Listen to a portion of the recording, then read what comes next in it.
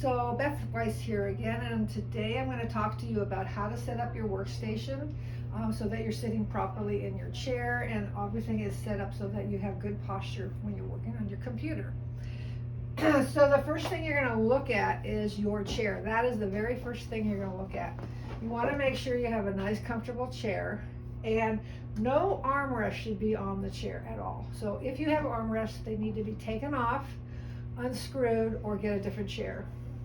And you want to make sure that your feet are flat on the floor. So depending on how tall you are, short you are, you may have to adjust that button on the side to make yourself go up or down.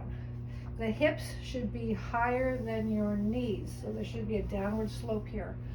If you have to have the chair high enough to get to the top of your table, then you're going to need to put a footrest. So here's an example of a footrest. And you're going to have a footrest underneath so that it raises your legs and comfortably sets them when you have to be higher. But you preferably don't want to be in a footrest at all. You want your feet to be flat. And then the length of your arm, so here's your long bone of your arm, will determine where your keyboard should be.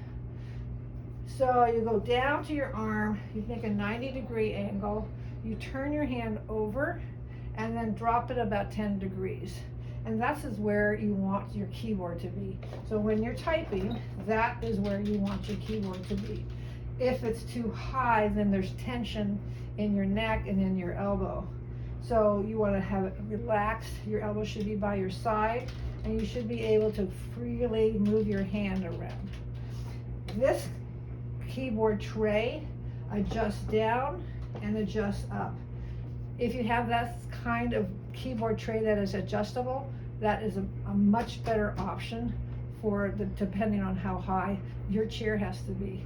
But if it doesn't have that option, if it just slides in and out, then you're going to have to change your chair to adjust to this height. But this is a really nice one. This little spot right here also rotates, and it gives you a little bit of negative tilt, so it makes your keyboard go kind of in a downward slope. So when you're typing, you're actually going a little down instead of having your wrist go up. And this is a little more advanced kind of a keyboard tray, but it is out there if you want to. This little rest for the keyboard I do not use. I do not recommend any kind of wrist rest for your keyboard. Your keyboard needs to be literally at the edge of your table or the edge of your keyboard. And so then when you're typing, you're floating on your keys, right? The mouse should be as close as possible. Your monitor should be upright in front of you so that you're looking straight at it. This monitor right now is a little low. This is, I think, adjustable, but it should be a little bit higher for my height, okay? So you want to look at it from your full body, good posture. The other thing that I recommend for sitting good posture is something that's called a back joy, which I sit in every day. And the back joy, it helps your pelvis stay in a good kind of a base. When you sit in it, you can notice that I have a better posture in my body with no effort. If I'm not sitting in it, then I can slouch. And even if I sit on the back of the chair, nobody really wants to sit on the back of the chair to type. You'll still come away from it. So sitting in the back joy is very helpful to just have good posture without thinking about it, okay? There are many kinds of keyboards. This is the standard one. If you find this keyboard that has the number pad is too big for you and you're reaching for your mouse, you can actually get a smaller keyboard that has the same kind of setup with the number pad, but if you notice, it's about 5 inches shorter. So this helps you keep your arms closer to your body in front, and then your mouse can be right next to it, okay? So depending on your body type, you really need to make sure that your keyboard is fitting your arms and not just taking any standard keyboard. We're going to go over here. Some people have split type keyboards, ergonomic keyboards. This is the Microsoft Wave. I do not like the Microsoft Wave. The problem with the Microsoft Wave is that you are, let me put that there, is that you're leaning on this area here, and then your elbows go out. So that's not good for, I would say, anybody. So you have to be floating above this bar here, but there's no reason that bar should even be there. So that's why I don't like this keyboard at all. If you are someone that does not need the number pad, so here's your number pad area. If you do not need that, then you don't need a big keyboard. You can get a very standard keyboard without the number pad. Your mouse can be right here, and you can be floating right above it, depending on where you are in your keyboard or your desk. So try not to get a keyboard that has a number pad area if you're not like an accountant or bookkeeper, or you don't have to put in numbers all day long. It's much better to have a smaller keyboard. If you need a keyboard that has to have a split, there are several kinds. I like two different models. This one's the Goldtouch, and this also has a little split. It can rise or fall, but you can also have a split. So it depends on how well you can rotate your arm. You lock it in place and you can type like that. Keeps your elbows close to you if you need that. Or if you need a little more rise, you can put it in the rise, and then it allows you not to have to rotate so much. So it all depends on what's going on in your forearm and whether or not you need that. This is the standard Goldtouch. The Goldtouch also has a travel size, which I find is better for a small hand. Very light touch. So if you're small-handed, I actually recommend the travel size. You have the Kinesis. The Kinesis actually separates totally. And you can either have the little rises to make it also kind of come up a little bit. But what's nice about this one is you can literally separate the whole thing. It does not have to be, it's not connected, so you don't have to have that V shape. You can literally separate them.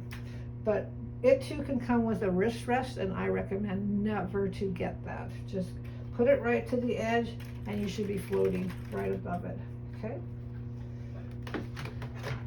Now I'm going to show you how to set up your workstation if you have a laptop. So I work on a laptop, and I find for me it works better because I wear trifocals. So it's easier for me to look down at my laptop and type on my laptop. And what I usually do is bring my laptop almost off the table so that I'm literally right on top of the keys. If I have this farther out, it's like sitting on a wrist rest here, and I will sit my hands here and then just move my wrist. So it's kind of tiring to float over your keys if it's farther away. So I will bring it forward if I do that. And whether it's on a laptop, a keyboard tray, or on top of your table, you still need to be above it so that your shoulders and arms are relaxed in that same position as if you're just using a regular keyboard. You can also put this on top of a book, a couple of books, so that your keyboard is not the laptop, but you have a separate keyboard right at the edge of that tray, and then you have your mouse that's right next to it, so that you're looking at it straight in front of you. And you can put that laptop as high or as you want to make sure that you're looking with a good straight head. And then you can type from an external keyboard and an external mouse. So that's how I would set up my laptop at home. If I was at home, I would put it a little bit higher. You can also use a laptop tray. So this is something that people will use if they're maybe on the couch or something, and they have it on their lap, and they can type like that too. So this one I got at Target, where there's a lot of different laptop trays. This is a nice soft cushion on the bottom with a hard surface. You can actually have a little place to have your phone here. So it's kind of a nice little thing, and this little thing keeps it from sliding.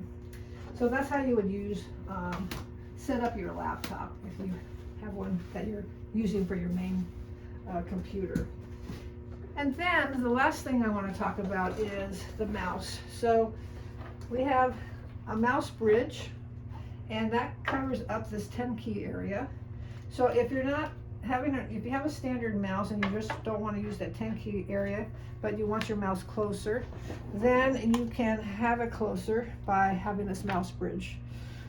Again, ideally it's better not to have the keyboard so large, but if you have to have the large one, it's better to do that. I like vertical mice. I do not like regular size types mice. So my regular mouse is this is the one that I kind of use, but sometimes I'll use a vertical. And you want that mouse right on the edge and float on top of it. So don't put your hand on the table or on the mouse tray and move your wrist. You want your edge and you want to float, okay? And these are some different samples of vertical mice. This is a Goldtouch. These are two that are by Jellycom. This one is more of kind of like a toggle, but it's not. So it's kind of more of a vertical grip rather than a flat mouse. My favorite one is either the Goldtouch or one of these two. There's actually a new one out by Logitech that is actually quite nice. I'll probably refer that to you in a link. And then if you are using a trackball, again, you want it at the edge and you want your fingers to be relaxed and move from the shoulder and not put your hand down and move your wrist. So make the shoulder do the movement rather than the wrist. If you do have a touchpad, you want your fingers to be closed, index finger out, and use your index finger as the motion of the touching rather than leave your fingers up. Keep them down and move it that way, and then use your other hand to do the clicking. So those are different input devices that I recommend.